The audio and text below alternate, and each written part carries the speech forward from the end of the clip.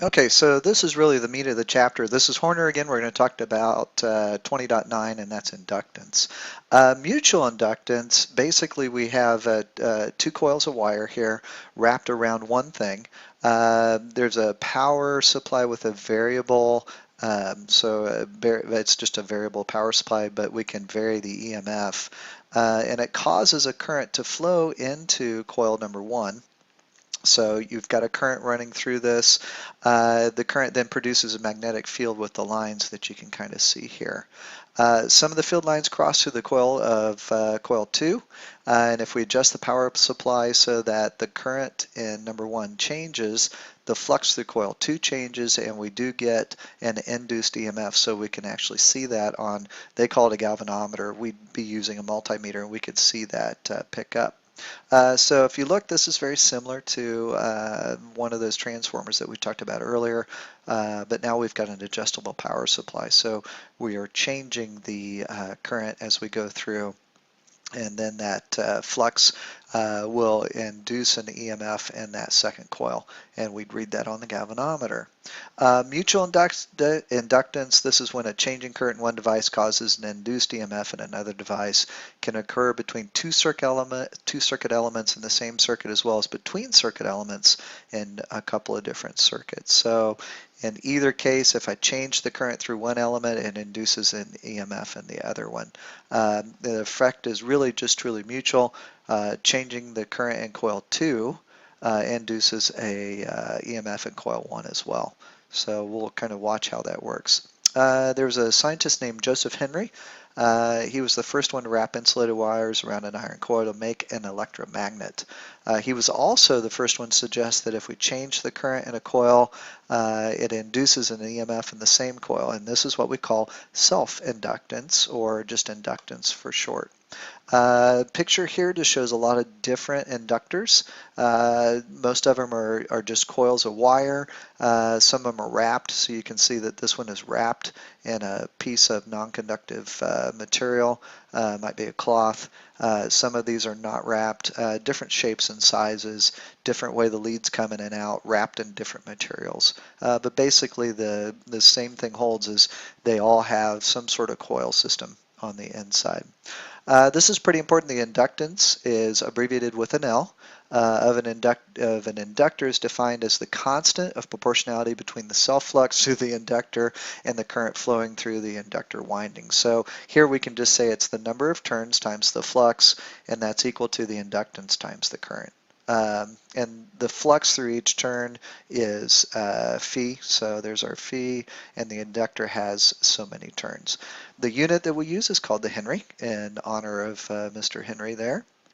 It's also equal to a Weber per amp. If I divide both the top and the bottom by seconds, I can actually say it's 1 volt times a second over an amp. But that is a Henry, and we'll do a little bit with a slinky, and we'll kind of use it as an inductor. At first you won't know that, and then you will later on. Well, about now is when you're going to know that. When the current in the inductor changes, the flux changes. N and L are constants. They don't change. But as your flux changes, and your current does change. So from Faraday's law, the induced EMF in the inductor is the equation that you see here, and is proportional to the rate of change of the current. So we're changing the current over time. If I have a solenoid, the most common form of an inductor is called the solenoid. In problem 49, the self-inductance L of a long air core solenoid of N turns per unit length, and then they give you length cursive L and radius. So if you had that coil, and it kind of looks like this, if you were to measure the radius of the coil from here up, that would be this radius that you see here times the length in the terms of normal total number of turns N, where N is equal to little n times L. This would be N turns per unit length. The inductance is, and then they give you the equation for that. On the next slide, this is inductors and circuits. The behavior of an inductor in a circuit is basically just summarized as a stabilizer. So whether I have increasing or decreasing current going across, it kind of acts like a battery going from positive to negative, or negative to positive, just depending on whether the current's going up or down. Inductors do store energy. And it stores it in a magnetic field just like a capacitor stores energy in an electric field. So very similar devices, but both work very differently. If the current in an inductor increases at a constant rate from 0 to I in a time t, we let lowercase I to stand for the instantaneous current at some time. So if it's, if it takes 10 seconds to ramp up, if it's at 5 seconds, we would use little I. Capital I would be the final current. So here, at any point in time, the instantaneous rate at which the energy accumulates in the inductor is power is equal to the current at that time, little I, times the EMF. Since the current increases at a constant rate, the magnetic flux increases also at that same rate, and so that induced EMF is constant. And here also, that since the current increases at that constant rate, the average current can be just I divided by 2.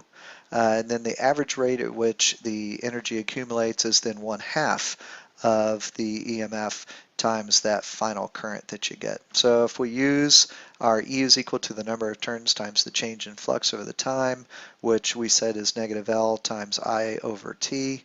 For the EMF, the average power then can be 1/2 of the inductance times that current at that particular time times the final current. So that's for finding the average power. There's our equation again, that's the average power. So our total energy stored in the conductor is basically just P average times T, and that's equal to 1/2 of the inductance times the change in current over the change in time times IT. Here we say that since the current changes at a constant rate, the total energy stored in the conductor is U is equal to 1/2 L times the current squared. So really kind of nice. So although to simplify the calculation, we assume that the current was increased from 0 at a constant rate, the equation for energy stored in an inductor depends only on the current and not how that current reached the value. So we just have to measure the current to know kind of what's going on.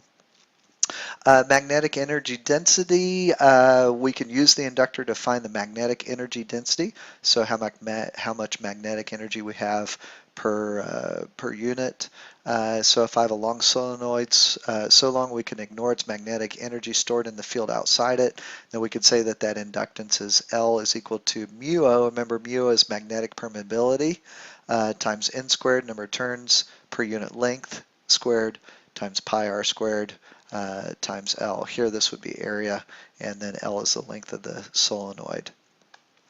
The energy stored in the inductor then when the current flows would be 1/2 Li squared. So now we've substituted in, and the volume of the space inside the solenoid is pi r squared times L. So that's just area times length. And then the magnetic energy density, the energy per unit volume, would be mu B, and that's the energy per unit volume. And so our final equation here is 1/2 mu O N squared times I squared, where N is the number of turns per unit density, and then I squared is our current squared. So here is magnetic energy density. If we think about the magnetic field as mu times N times I, we can now change the equation and just say magnetic energy density is mu B, and that's 1/2 times the permeability, and then we just multiply that times the magnetic field squared. So this equation is valid for more than an interior of an air core solenoid. It can do it for any magnetic field except for the field inside of a ferromagnet. So that's an iron core magnet. The main magnet in an MRI, this is example 20.9, is a large solenoid whose wires are superconducting, and they're actually kept cold by liquid helium. So that's why those machines are so very expensive to either start up or take down. The solenoid's about 2 meters long and 0.6 meters in diameter. During its normal operation, the current is about 120 amps, so it's pretty high, and the magnetic field strength is about 1.4 Tesla, which is also pretty sizable. So they want us to figure out all these things here. They want us to know how much energy is stored in the magnetic field during normal operation. During an accidental quench, part of the coil becomes a normal conductor instead of a superconductor. So don't have enough conductivity there. The energy stored in the magnet is rapidly dissipated. They want to know how many moles of liquid helium can be boiled by the energy stored in the magnet. So they even give us the latent heat of vaporization, or the heat of vaporization in joules per mole. So this is really hitting on your chemistry a little bit. At 20 degrees Celsius and 1 atmosphere, what volume would this liquid helium occupy? So we can see how dangerous this would be. After repairs, the magnet is restarted by connecting the solenoid to an 18-volt power supply. They want to know how long does it take for that current to reach 120 amps. So we're going to skip over the strategies here and go ahead and start. So we know that the volume is going to be pi r squared L. So our energy here is mu b pi r squared L, which is 1 over 2 mu O, which we said was the magnetic permeability, times b squared. So now we've substituted in what we had for UB, and then we multiply that times pi r squared L. So now we've got 1 over 2 times our constant. We had a 1.4 Tesla field.